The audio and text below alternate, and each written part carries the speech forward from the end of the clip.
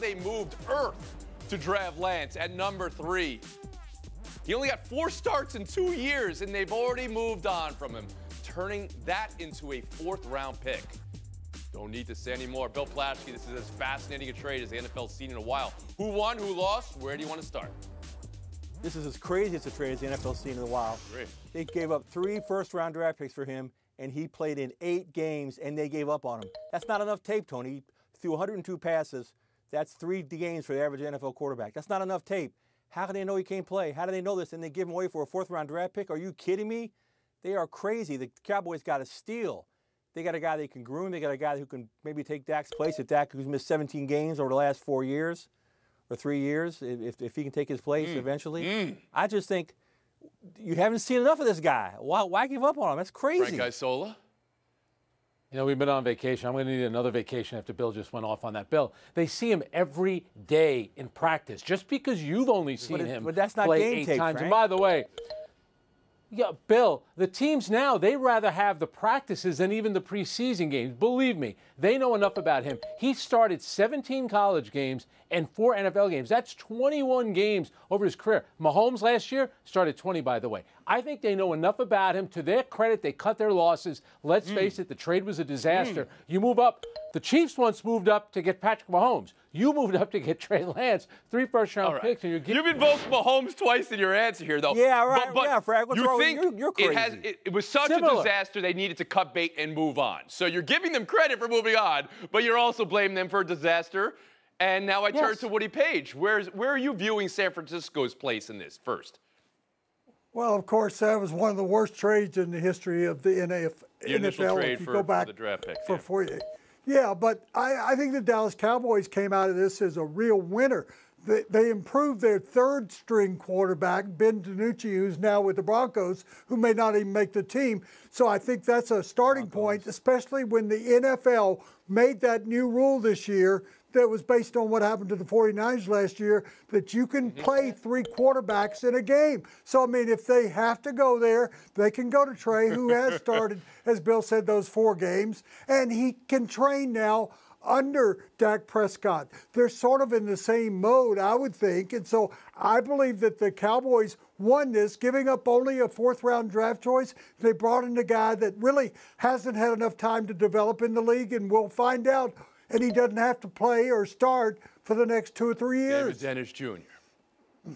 This is absolutely incomprehensible from the 49ers. I don't understand, unless you have a player who's detrimental to the locker room or has off-the-field issues, which Trey does not have any of those, why do you trade away a player at their lowest trade value possible? That makes no sense. That you could keep him around for 2 more years that he has in his contract and get better than a 4th-round pick. I don't understand this move at all. As for Dallas, this is a no-lose situation. You trade away a 4th-round pick that you obviously get rid of for a guy who has an upside. We've only seen him of small sample size, and he could be somebody who could be a serviceable backup for that squad. But Dallas is not out of the woods here. One of the issues that they had is, how do you not call Dak Prescott before you make this trade and reassure him that everything's okay, we're just getting a 3rd-string guy, your job is fine. That was a big mistake by the Cowboys. I think everybody made mistakes here, but the 49ers making the move from Trey is a huge, huge error. You think, David, that Dak feels some heat about the team trading for Trey Lance? I mean, you would think not. You would think that bringing in a third-string quarterback would not cause any issues, but the team not calling him to reassure him of that is definitely a reason for somebody Frank, to have you want to address concerns, especially when you have these contract issues coming up. Yeah, David's right that they should have called Dak Prescott. I know Dak Prescott gets talked a lot about, especially on this network, but the idea that Dak Prescott has to worry about Trey Lance, I mean, give me a break. What Dak Prescott has to be worried about is that clearly the Cowboys, like everyone else in the world, everyone's always looking to replace you. And I think Dak Prescott knows that. I don't think that Trey Lance is that guy. And by the way, Dak Prescott makes so much money. If they were to get rid of him before next season, the cap hit would be too big, so it gets complicated. Dak Prescott is the quarterback. Bill Plaschke, last word after the horn. Jerry Jones said it perfectly. He said the minute he heard that Trey Lance was available, they had to get him. It was a steal for the Cowboys. And also, how come you don't penalize Woody for dropping the Broncos reference in out of nowhere? Yet I say Lakers or Rams, and you penalize me. For Mahomes. I hear your got hit for appeal, Mahomes. and I actually rule in your favor, Bill Plaschke. That is 100% right. Ben DiNucci's name had no business being in that conversation. No business. All right, we'll move on. What a tattletale. Oh, my Houston goodness. Texans naming C.J. Stroud their starting quarterback. Let's go there. Look at this beauty of a deep ball he threw his last game versus New Orleans. It got broken up at the last second. Great defensive play, but you like to see the touch from your rookie. Versus pressure this preseason, things were a bit different. For the preseason, 11 of 18, 89 yards, 1 touchdown, 1 interception in 8 possessions. But the big picture for the NFL, we now know 3 rookie quarterbacks will start the season for their respective teams. Woody Page, around the horn to you. It's the debate of the day. Who's the best bet to succeed? Stroud in Houston, Bryce Young in Carolina, or Anthony Richardson in Indianapolis?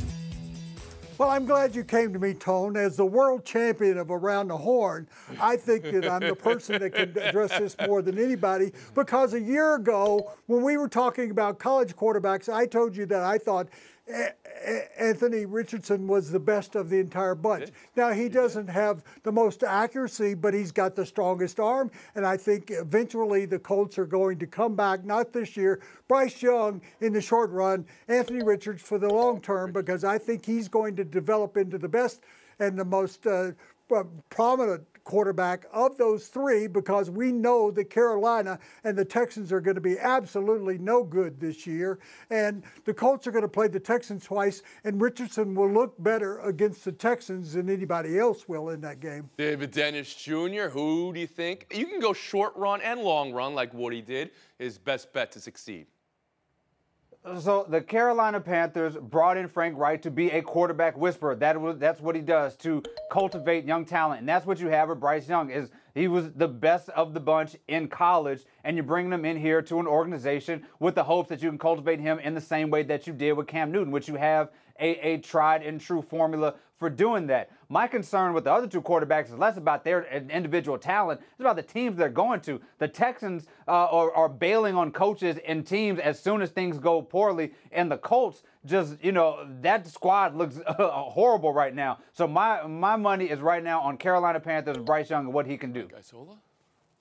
It's amazing how much the NFL has changed. You think about Aaron Rodgers, Tom Brady, Patrick Mahomes. They didn't start as rookies. And I'm sure their coaches didn't think that they were ready yet. Why now do these? Is it just based on contract? We got to see if they're good enough. You're throwing these poor guys into the fire. Anthony Richardson is completing 44% of his passes in the preseason. So he's not even facing, first-string defenders. I mean, how much is this poor guy going to struggle? Give him a chance. Bryce Young, I agree with David. I think he's in a better situation.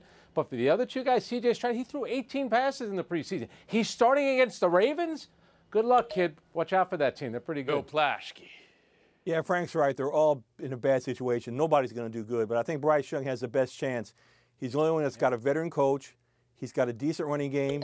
He has Adam Thielen and DJ Chark Jr. as his receivers. He's got the best cast around him. And they open with the Falcons and Saints. So he can start off 2-0. So I think Bryce best cast around him compared to and relative to the others. Some have made jokes that C.J. Stroud's receiving core at Ohio State was better than his receiving core at the Texans. Did you see how many drops they had this preseason? He had 8 drops. Page, last word after the horn.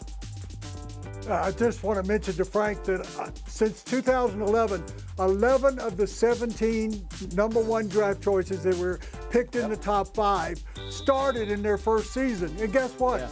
Most of them did pretty well and are still starting in the league, including one in Kansas City. Brady and Rodgers. Yeah, take that, Frank. Mahomes didn't start. Did you say Mahomes again? How many times we get it. We get it. The greatest player in the game today is the greatest player. I think you made him 5 times in one reference, and we haven't even brought up Kansas City. Taking a break here. Woody alluded to it before. We're having the world champion debates that Noah Lyles gave us this weekend. I love that story.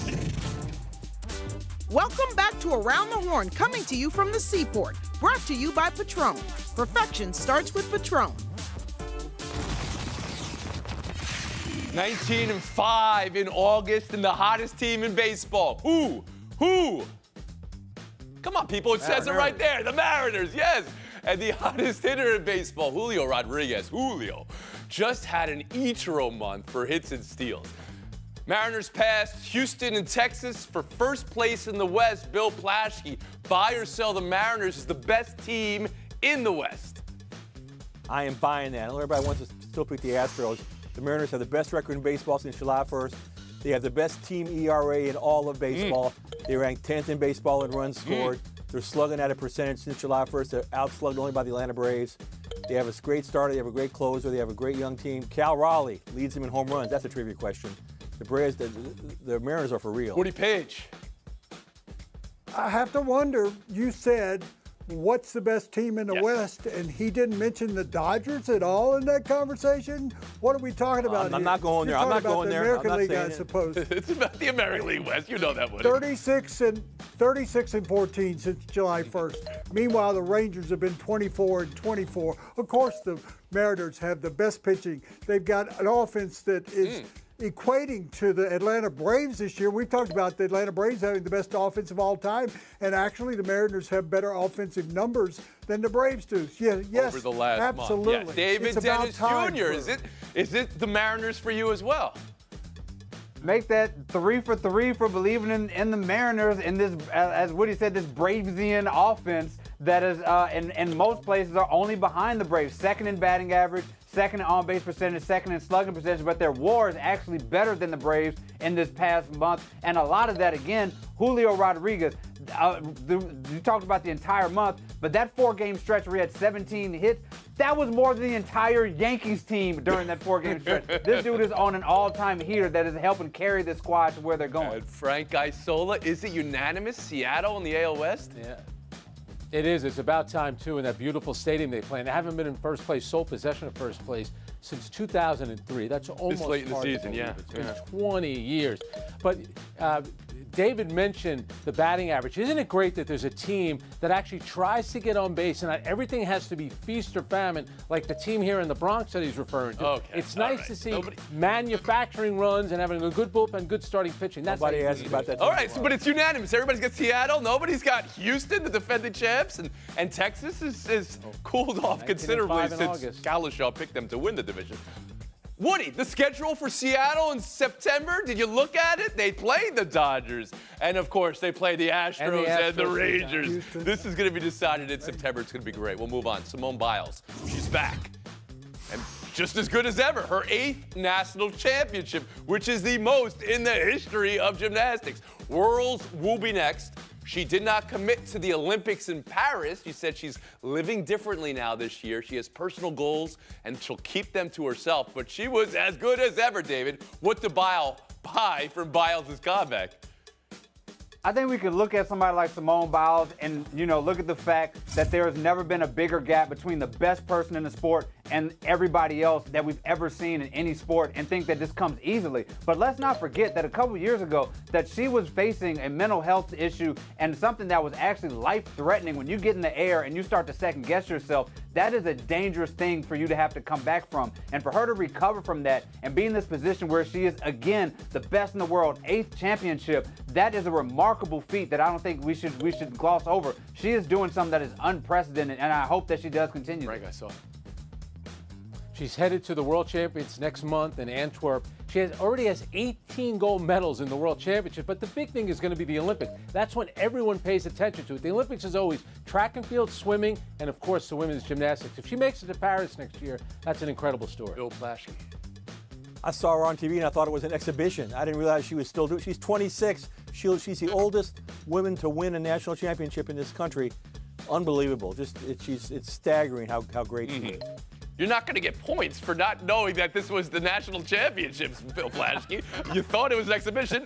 You lose points. Woody Page, how about you? I do hope she goes to Paris next year, and at 27 that she's able to capture and recapture what she had before after what happened 2 years ago in the Olympics. That would be the comeback athlete of the decade, I would think, and let's hope that she does it.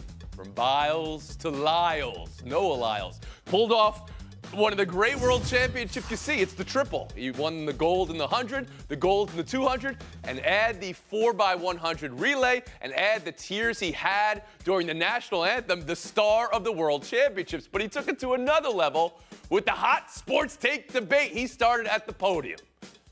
thing that hurts me the most is that I have to watch the NBA Finals, and they have world champion on their head. World champion of what? The United States? So NBA players responded. Of course, Kevin Durant heard this. He hears everything. He disagrees. Somebody helped his brother. Devin Booker, Damian Lillard chimed in. Aaron Gordon, the current champion, chimed in. Frank, it's a debate for the world. Who you got, Lyles and track champions or the NBA and its champions? I got Lyles. It's the arrogance of American sports when you talk about baseball, football, and basketball world champions. And by the way, all those players could be playing for a world championship because that's what the U.S. is doing right now in the Philippines. That is the actual world championship, not the NBA championship.